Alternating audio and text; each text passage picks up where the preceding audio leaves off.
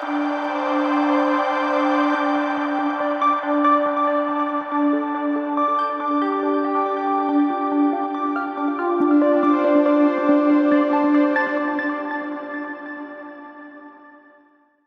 The Lord. സ്വർഗീയ സന്ദേശം എന്ന പ്രോഗ്രാമിലേക്ക് എല്ലാവർക്കും സ്വാഗതം. പ്രിയ ദൈവമക്കളെ, ഇന്നത്തെ എപ്പിസോഡിൽ ഞാൻ നിങ്ങളുമായി പങ്കുവയ്ക്കുന്ന വിഷയം, സ്വയം നിയന്ത്രിക്കുവാൻ ദൈവം നമ്മെ ഓർപ്പിക്കുന്നു. ഒരു വേദഭാഗം ഞാൻ വായിക്കുന്നു. യോഹന്നാൻ സുവിശേഷം 18-ാം അധ്യായം 10-ാമത്തെ വാക്യം. ശീമോൻ പത്രോസ് തനിക്കുള്ള വാൾ ഊരി മഹാപുരോഹിതന്റെ ദാസനെ വെട്ടി അവന്റെ വലത് കാത് അറുത്തുകളഞ്ഞു. അതായത് ഈ ഭാഗത്ത് യേശു പത്രോസിനെ കോപത്തിൽ വന്ന പ്രവൃത്തിയെ നിയന്ത്രിക്കാൻ ഓർപ്പിക്കുകയാണ്, അതിൽ നിയന്ത്രണം കൊടുക്കുകയാണ്. അതായത് തിരുവചന ഭാഗങ്ങളിൽ മാർക്കോസ് സുവിശേഷം 14:41 കർത്താവായ യേശു ക്രിസ്തു അവസാന നിമിഷത്തിൽ ഗെത്സമനയിൽ താൻ പിടിക്കപ്പെടാൻ സമയത്ത് ശിഷ്യന്മാരുമായിട്ട് ചെന്ന് പ്രാർത്ഥിക്കുകയാണ്. ആ സമയത്താണ് യൂദയും പടയാളികളും കടന്നു വന്ന് യേശുവിനെ പിടിക്കുവാൻ ശ്രമിക്കുന്നത്. അങ്ങനെ യൂദ യേശുവിനെ ചുംബിച്ചു കൊടുക്കുമ്പോൾ ആ ഭാഗത്ത് മാർക്കോസ് സുവിശേഷം 14:41 അരികെ നിൽക്കുന്നവരിൽ ഒരുവൻ വാൾ ഊരി മഹാപുരോഹിതന്റെ ദാസനെ വെട്ടി കാത് അറുത്തുകളഞ്ഞു. മാർക്കോസ് സുവിശേഷത്തിൽ അരികെ നിന്ന ഒരുത്തൻ വാൾ ഊരി മഹാപുരോഹിതന്റെ കാതറുത്തു. മത്തായി സുവിശേഷത്തിൽ പറയുന്നത് 26:52 വാക്യം, യേശു അവരോട്, വാൾ ഉറയിലിടുക, വാൾ എടുക്കുന്നവനൊക്കെയും വാളാൽ നശിച്ചു പോകും. അതിൽ പറയുന്നതും അരികെ നിൽക്കുന്ന ഒരുവൻ വാളെടുത്ത് മഹാപുരോഹിതന്റെ കാതറുത്തു എന്നാണ്. ലൂക്കോസ് സുവിശേഷം 22:51 യേശു അവന്റെ കാതെടുത്ത് ആ കാത് മഹാപുരോഹിതന്റെ അറുത്തിട്ട കാതിനെ വീണ്ടും വെച്ചുകൊടുത്ത് അവനെ സൗഖ്യമാക്കി. യോഹന്നാൻ സുവിശേഷത്തിലാണ് പറയുന്നത് 18:10 അരികെ നിന്ന ഒരുവൻ വാളെടുത്തു മഹാപുരോഹിതന്റെ കാതിനെ അറുത്തു. പക്ഷെ യോഹന്നാൻ സുവിശേഷത്തിൽ ആ കാതറുത്ത വ്യക്തി ആരെന്ന് വ്യക്തമായിട്ട് യോഹന്നാൻ ഇവിടെ വെളിപ്പെടുത്തുന്നു. ശീമോൻ പത്രോസ് തനിക്കുള്ള വാൾ ഊരി മഹാപുരോഹിതന്റെ ദാസനെ വെട്ടി അവന്റെ വലത് കാത് അറുത്തുകളഞ്ഞു. അപ്പൊ യോഹന്നാനാണ് വ്യക്തമായിട്ടും വെളിപ്പെടുത്തുന്നത്, യേശുവിനെ പിടിക്കുവാൻ പടയാളികൾ ഗെത്സമന തോട്ടത്തിൽ കയറി വന്നപ്പോൾ യൂദ ചുംബനം കൊണ്ട് കാണിച്ചു കൊടുക്കുന്ന നിമിഷം യേശുവിൻ്റെ അരികിൽ നിന്ന ശിഷ്യനായ പത്രോസാണ് ഉറയിൽ നിന്നും വാളെടുത്ത് മഹാപുരോഹിതന്റെ കാതിനെ അറുത്തു കളഞ്ഞത്. ഈ തിരുവചനങ്ങളിലൂടെ പരിശുദ്ധാത്മാവ് നമ്മെ സ്വയം നിയന്ത്രണത്തെക്കുറിച്ച് യേശു അവസാന നിമിഷത്തിലും പത്രോസിനെ സ്വയം നിയന്ത്രിക്കുവാൻ, കോപത്താൽ ചിലത് ചെയ്യാൻ പാടില്ല എന്ന് ഓർപ്പിച്ചുകൊണ്ട് യേശു പറയുന്ന മറുപടിയാണ് മത്തായി സുവിശേഷം 26:52 പറയുന്നു, യേശു അവനോട്, വാൾ ഉറയിലിടുക, വാൾ എടുക്കുന്നവൻ ഒക്കെയും വാളാൽ നശിച്ചു പോകും. അതിനുശേഷം യേശു ആ മഹാപുരോഹിതന്റെ കാതെടുത്തു വെച്ച് സൗഖ്യമാക്കുകയാണ്.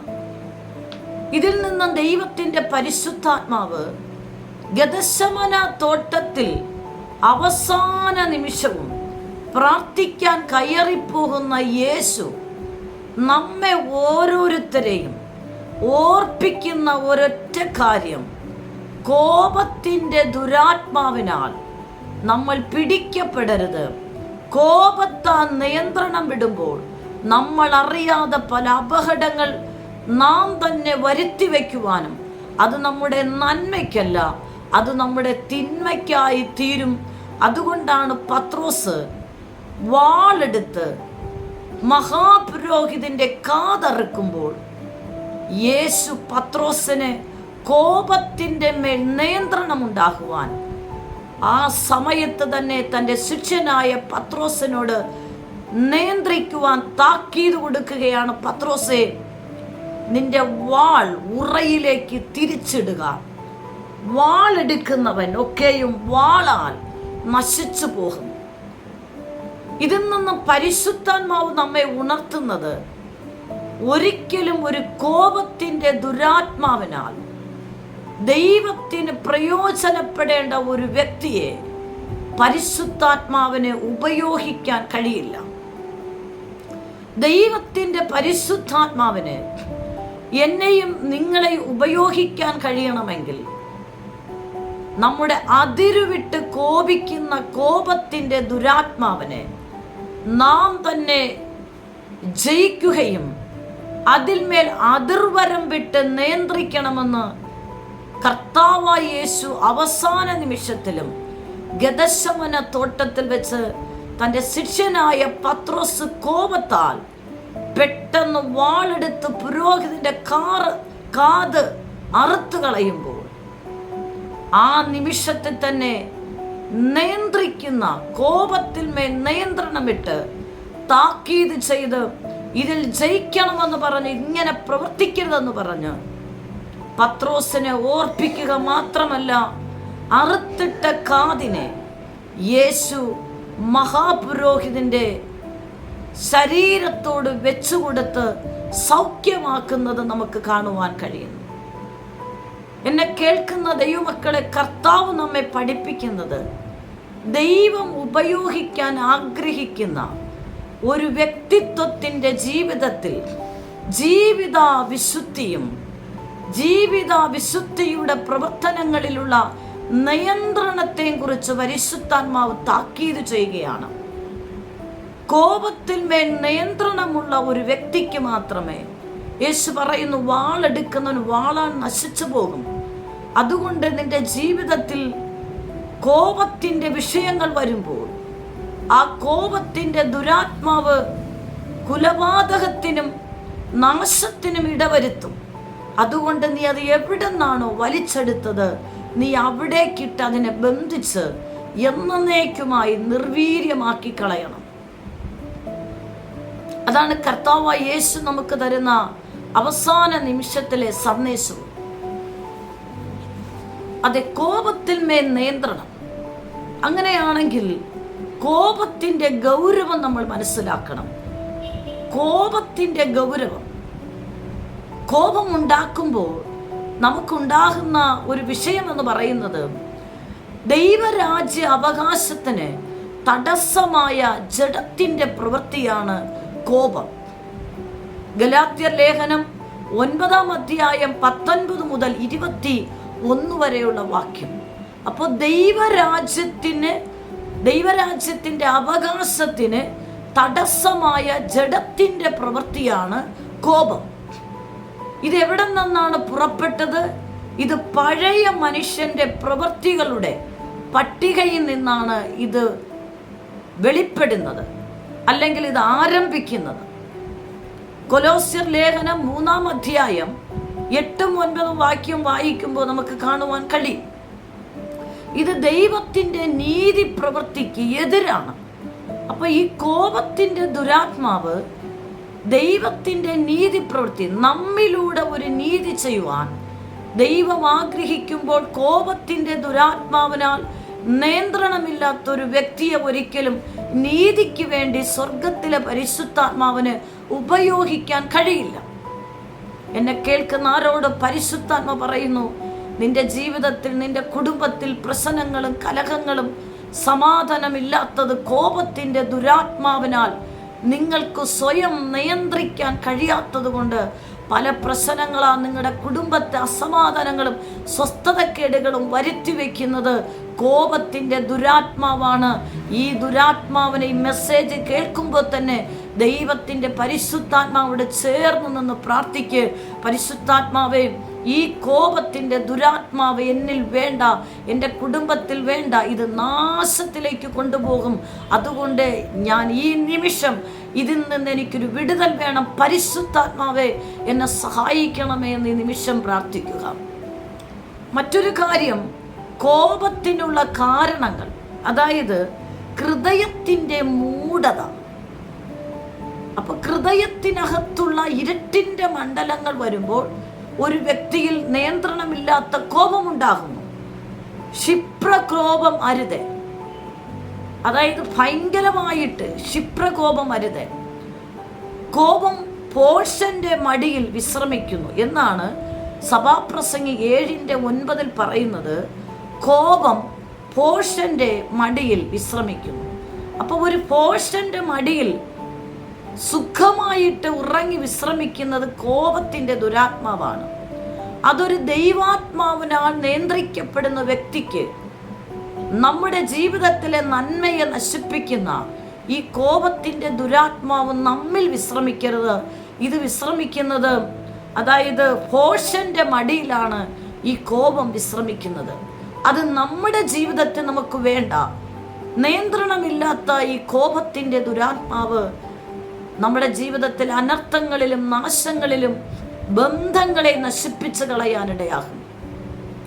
മറ്റൊരു കാര്യം, കോപമുണ്ടാകാനുള്ള പ്രധാന കാരണം ഒന്ന് പറയുന്നത് അസൂയ. നമുക്കറിയാം, പഴയ നിയമത്തിൽ ഉൽപ്പത്തി പുസ്തകം 4-ാം അധ്യായം 5-6 വാക്യങ്ങളിൽ ഹയീനും ഹാബേലും, എന്തുകൊണ്ടാണ് ഹയീന് കോപം വന്നത്? ഹാബേലിനോടുള്ള അസൂയയാണ്. അപ്പൊ പല കോപങ്ങൾക്കും കാരണം അസൂയയാണ്. അവിടെ എന്താ സംഭവിച്ച്? ഈ അസൂയ വന്നപ്പോൾ കോപമുണ്ടായി. ഈ കോപത്തിൻ്റെ ദുരാത്മാ പറഞ്ഞു, നിന്റെ സഹോദരനായിരുന്നാലും സാരമില്ല, നീ തരം താഴ്ത്തപ്പെട്ടു, അവൻ ഉയർത്തപ്പെട്ടു, അതുകൊണ്ട് നീ അവനെ കൊന്നുകളയുക. കോപത്തിൻ്റെ ദുരാത്മാവ് നാശത്തിലേക്ക് കൊണ്ടുപോകും. അതാണ് യേശു പത്രോസിനോട് പറയുന്നത്. യേശു അവനോട് ഉറയിലിടുക, വാളെടുക്കുന്നവനൊക്കെയും വാളാൽ നശിച്ചു പോകും. എന്നെ കേൾക്കുന്ന ദൈവമക്കളെ, പല ഭവനത്തിലെ ദുരന്തങ്ങൾക്കും തകർച്ചകൾക്കും കാരണം കോപത്തിൻ്റെ ദുരാത്മാവ് ആരോടോ ജീവിതത്തിൽ വിശ്രമിക്കുകയാണ്. നിങ്ങളതിനെ അനുവദിക്കുകയാണ്.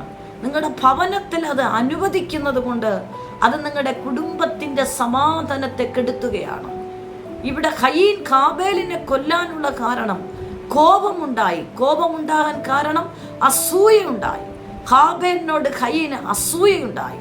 അത് കോപത്തിലേക്ക് കൊണ്ടുപോയി അവൻ തൻ്റെ സഹോദരനെ കൊല്ലുകയാണ്. മറ്റൊരു കാര്യം, ഈ കോപം വരുത്തി വയ്ക്കുന്നത് തിരുവചനത്തിൽ പറയുന്നത് സദൃശ്യവാക്യം 19:11 പറയുന്നു, വിവേക ബുദ്ധിയാൽ മനുഷ്യന് ദീർഘക്ഷമ വരുന്നു, ലംഘനം ക്ഷമിക്കുന്നവന് അവന് ഭൂഷണം.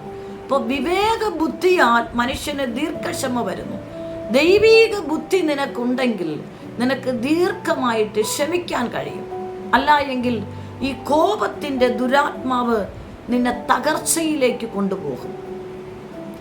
മറ്റുള്ളവരോട് ക്ഷമിക്കുന്ന ദൈവസ്നേഹത്തെ മനസ്സിലാക്കാത്തതിനാലാണ്, അതായത് ദൈവസ്നേഹത്താലാണ് നമുക്കെല്ലാവരെയും സ്നേഹിക്കാൻ കഴിയുന്നത് എന്നുള്ളത് മനസ്സിലാക്കാൻ കഴിയാത്തത് മുഖാന്തരം നമ്മുടെ ജീവിതത്തിൽ അസൂയ എന്ന ദുരാത്മാവിന് സ്ഥാനം കൊടുക്കുമ്പോൾ ഈ ദുരാത്മാവ് കോപത്തിലേക്ക് കൊണ്ടുപോയി അതിര് വിട്ട് നിയന്ത്രണം വിട്ട് എന്തും ചെയ്യുവാൻ തക്കവണ്ണം പ്രേരിപ്പിക്കുന്നത് ഈ കോപത്തിൻ്റെ ദുരാത്മാവാണ്.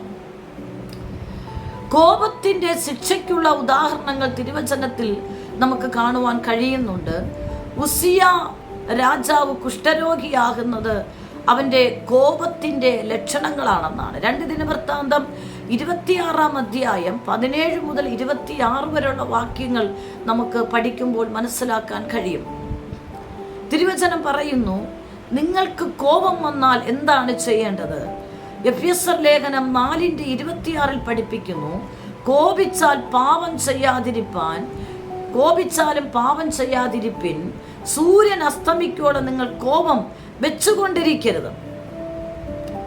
അതെ പ്രിയ ദൈവമക്കളെ, എന്നെ കേൾക്കുന്ന ദൈവമക്കളെ, പരിശുദ്ധാത്മാവ് ഈ മെസ്സേജിലൂടെ ആരോടൊക്കെ സംസാരിക്കുന്നു. പലപ്പോഴും നിങ്ങളുടെ കുടുംബത്തിൽ സ്വസ്ഥതക്കേടിന് കാരണം ഈ കോപത്തിൻ്റെ ദുരാത്മാവിന് നിയന്ത്രണമില്ലാത്ത കോപം. പത്രോസ് പെട്ടെന്ന് കോപം വന്ന് വാളെടുത്ത് പുരോഹിതന്റെ കാതറുത്തപ്പോൾ യേശു പറഞ്ഞു, പത്രോസേ, നീ ആ വാൾ എടുത്ത് വലിച്ചെടുത്ത ഉറയിലോട്ട് ഇടുക. വാളെടുക്കുന്നവൻ വാളാൽ നശിച്ചു പോകും. അവിടെ നിയന്ത്രിക്കുകയാണ് യേശു. കോപം നമ്മൾ അതിരുവിട്ടു പോയാൽ ഉറപ്പായിട്ട് നാശം കൊയ്യുന്ന ഒരു മേഖലയാണ്. ഒരു വചനം കൂടെ യാക്കോബിന്റെ ലേഖനം 1:19 പഠിപ്പിക്കുന്നു, കേൾപ്പാൻ വേഗതയും പറവാൻ താമസവും കോപത്തിന് താമസവും ഉള്ളവനായിരിക്കട്ടെ. ആമേൻ. ഇന്നത്തെ മെസ്സേജിൽ പലരെ കറക്റ്റ് ചെയ്യുമെന്ന് എനിക്ക് ഉറപ്പുണ്ട്. ഏതെങ്കിലും നിയന്ത്രിക്കാൻ കഴിയാത്ത സ്വഭാവ രീതി, വ്യക്തിത്വത്തിൽ നല്ല സ്വഭാവ രീതികൾ പരിശുദ്ധാത്മാവ് നമ്മെ പരിശീലിപ്പിക്കും. എന്നാൽ നമ്മെ നാശത്തിലേക്ക് കൊണ്ടുപോകുന്ന സ്വഭാവ രീതികളെ തിരുവചനങ്ങളിലൂടെ പരിശുദ്ധാത്മാവ് നമ്മെ സഹായിക്കും. ഈ മെസ്സേജ് കേൾക്കുന്ന ആരോടോ പരിശുദ്ധാത്മ പറയുന്നു, സ്വയം നിയന്ത്രിക്കാൻ കഴിയാതെ അതിരുവിട്ടു പോകുന്നവരോട് ദൈവത്തിൻ്റെ പരിശുദ്ധാത്മ പറയുന്നു, യേശു പത്രോസിനോട് പറഞ്ഞതുപോലെ നിനക്ക് സ്വയം നിയന്ത്രിക്കാൻ കഴിയാത്ത സ്വഭാവ രീതിയിൽ നിനക്കൊരു വിടുതൽ ആവശ്യമാണോ? നീ ദൈവകരങ്ങളിൽ ഒരു ആയുധത്തെ പോലെ നീ സമർപ്പിച്ചു കൊടുക്കുക.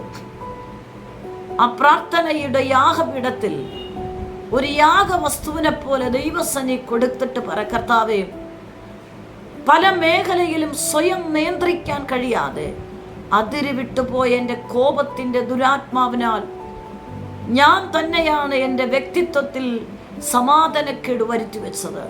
ഞാൻ തന്നെയാണ് എൻ്റെ കുടുംബത്തിൻ്റെ സമാധാനക്കേടിന് കാരണക്കാരൻ. അതുകൊണ്ട് എനിക്കത് വേണ്ട.